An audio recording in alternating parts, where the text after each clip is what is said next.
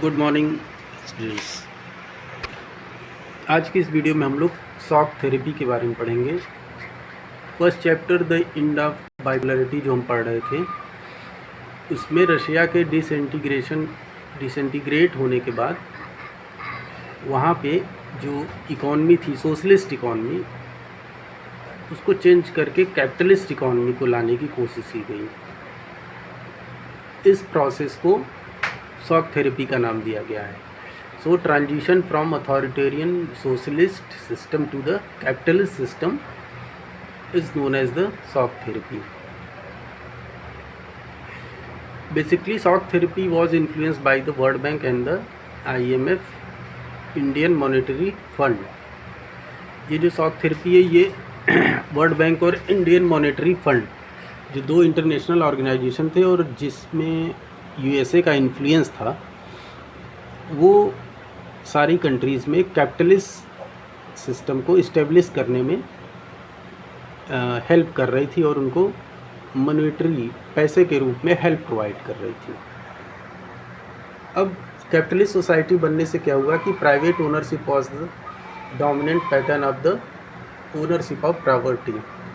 Socialist society में जो कि ओनरशिप गवर्नमेंट के पास थी या सारे लोगों के को बिलोंग कर रही थी, वो अब प्राइवेट प्रॉपर्टी हो चुकी थी। इसका एक फीचर ये भी है कि free trade and the FDI were two the main change.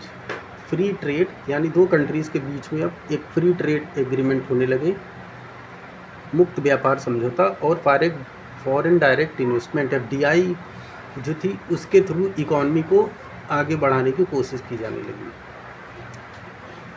Russia में जब शॉक थेरेपी या ये कैपिटलिस्ट सिस्टम को इम्प्लीमेंट करने की कोशिश की गई तो ये अनसक्सेसफुल रहा और ये फेल हो गया,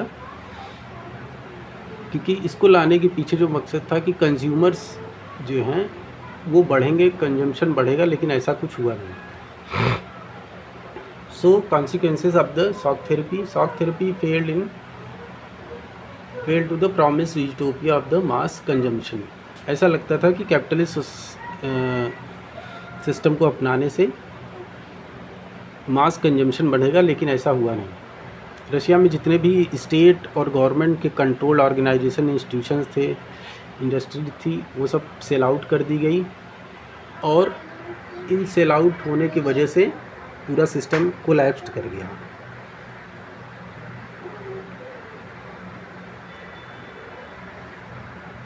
in Russia the state control industries collapsed.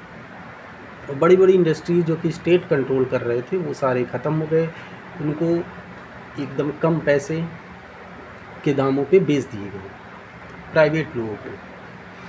हालात ये हो गए कि now the Russia started importing the food items.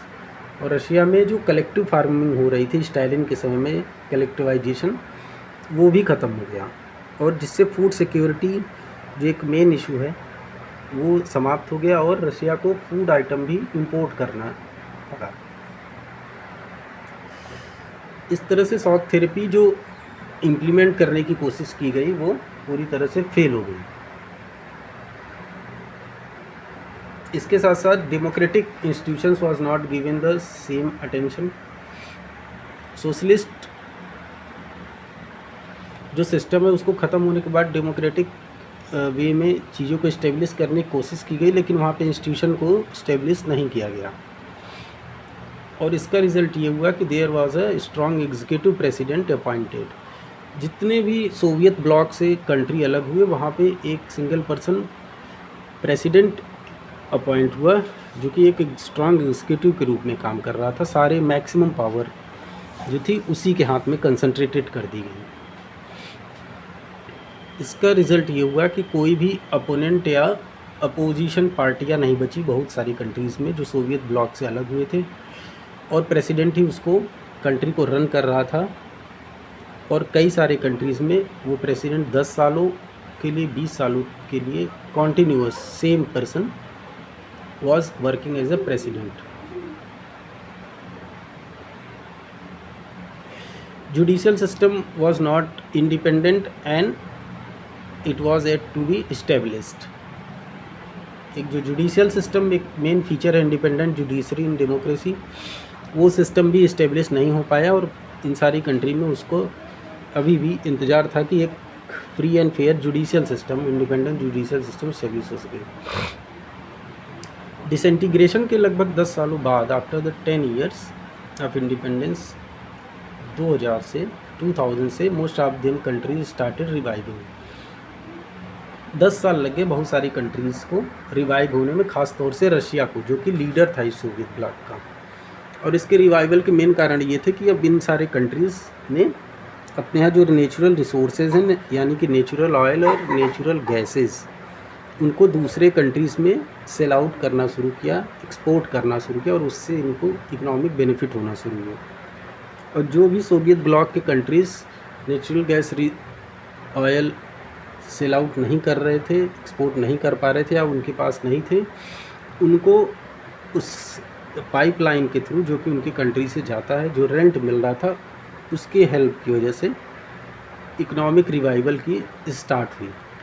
तो ये था शॉक थेरेपी और उसका इम्पैक्ट ऑन द